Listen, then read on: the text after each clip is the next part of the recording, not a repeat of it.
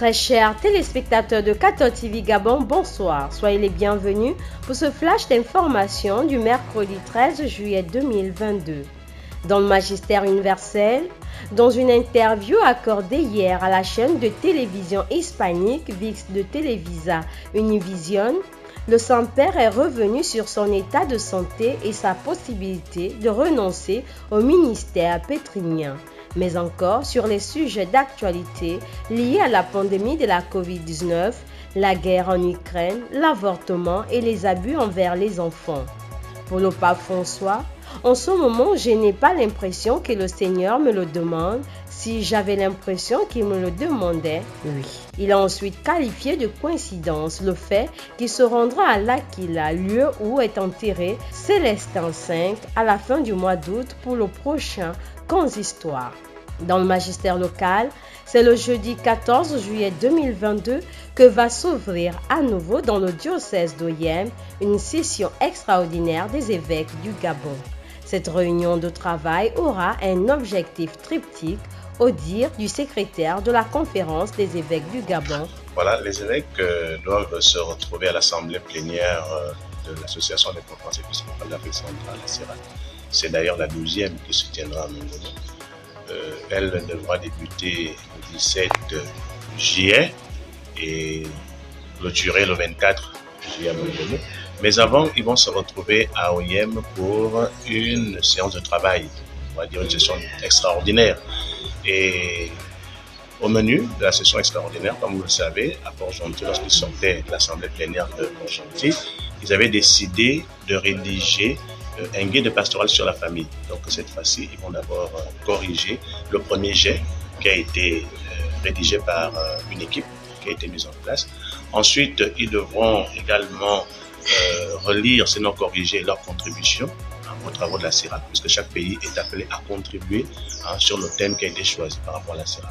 Ce mercredi 13 juillet 2022, les nouveaux prêtres ordonnés le 25 juin 2022 des mains de son Excellence Monseigneur Jean-Patrick Ibaba à la cathédrale Notre-Dame de l'Assomption ont célébré une messe d'action de grâce au noviciat des sœurs de la congrégation de Sainte-Marie.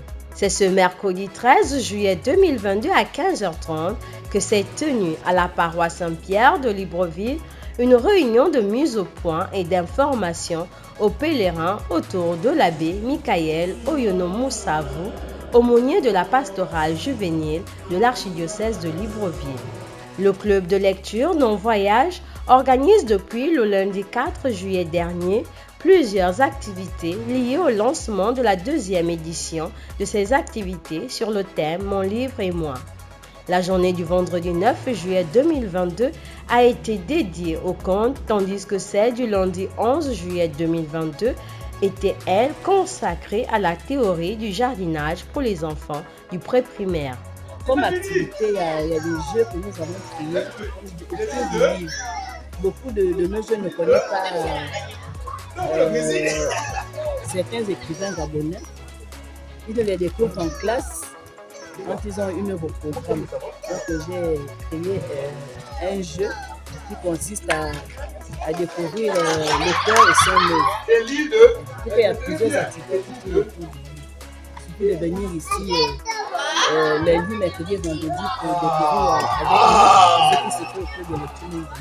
À Noël, vous pouvez venir passer une journée ici, pendant les vacances de Pâques, il y en a qui viennent même pendant l'année scolaire, quand ils ont une difficulté, ils ont besoin d'une œuvre à étudier en classe, ils viennent et puis on voit certains thèmes ensemble. Le saint du jour.